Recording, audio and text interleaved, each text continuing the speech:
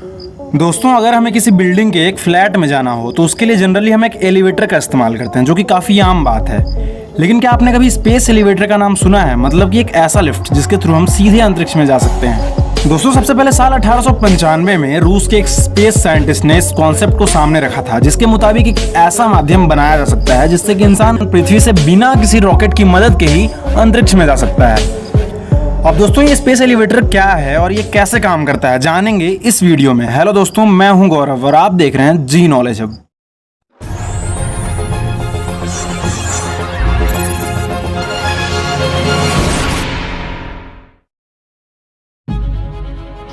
दोस्तों, साल 1957 से आज तक जितने भी स्पेस मिशन किए गए हैं वो सभी एक स्पेस फ्लाइट की मदद से हैं।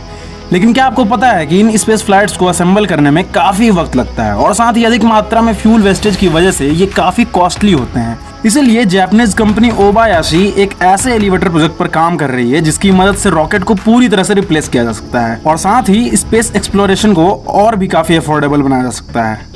अब दोस्तों, इस स्पेस एलिवेटर को समझने के लिए अगर इसके स्ट्रक्चर की बात की जाए तो मेनली इसमें 4 पार्ट्स होते हैं।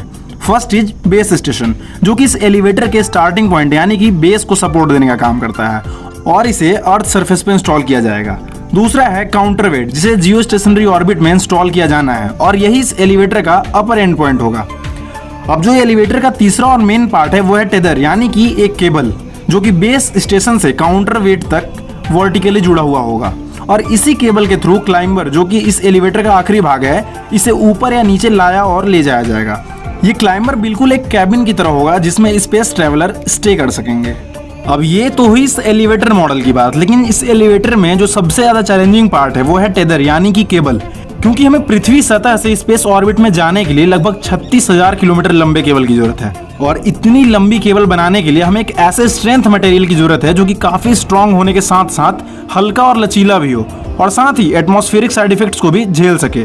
और इसलिए अब तक किए गए काफी रिसर्चेस के बाद साइंटिस्ट ने कार्बन मॉलिक्यूल से तैयार किए गए CNT यानी कि कार्बन नैनो ट्यूब को इसका एक सही विकल्प बताया है, जिससे बने केबल की सहायता से हम लगभग 20 टन तक के भार को इतनी ऊंचाई तक लिफ्ट कर सकेंगे। लेकिन वहीं दूसरी तरफ कुछ ऐसे शोधकर्ता भी हैं जिनका मानना है कि प्रैक्टिकली ये carbon nano tube elevator tether के लिए इतने कैपेबल नहीं है और इसके अलावा यदि बोरान नाइट्राइड नैनो ट्यूब और डायमंड नैनो थ्रेड्स का इस्तेमाल किया जाए तो ये स्पेस एलिवेटर को और भी ज्यादा संभावित बना सकते हैं। वैसे दोस्तों, बिना किसी ट्रायल के ये कह पाना काफी मुश्किल है, क्योंकि अर्थ सरफेस से इतने हैवी वेट के साथ 36,000 किलोमीटर की ऊंचाई काफी ज्यादा है। इसलिए एलिवेटर टेदर को बनाने के लिए हमें जरूरत है एक ऐसे मटेरियल की जो कि 100% एफिशिएंट हो, क्योंकि ये स्पेस एलिवेटर काफी कॉस्टली है जिसकी अप्रॉक्स वैल्यू लगभग 90 अरब डॉलर तक हो सकती है और इसलिए एक छोटा सा फेलियर भी हमारे बड़े नुकसान का कारण बन सकता है। और ऐसे ही कई कारणों की वजह से नासा सहित और भी कई प्राइवेट कंपनियां इस स्पेस एलिवेटर प्रोजेक्ट पर मिलकर काम कर रही हैं। वहीं जापानीज कंपनी ओबायाशी का कहना है कि 2050 तक ये स्पेस एलिवेटर बनकर तैयार भी हो जाएगा। खैर, अभी इसमें काफी वक्त है, लेकिन अगर ये स्पेस एलिवेटर सक्सेसफुल होता है तो सदी के लिए इससे बड़ा रिवॉल्यूशन कुछ और नहीं हो सकता। वैसे दोस्तों, आपको स्पेस एलिवेटर के बारे में ये जानकारी कैसी लगी हमें कमेंट सेक्शन में जरूर बताएं और ऐसे ही नॉलेजेबल वीडियोस के लिए लाइक, सब्सक्राइब एंड शेयर। जय हिंद।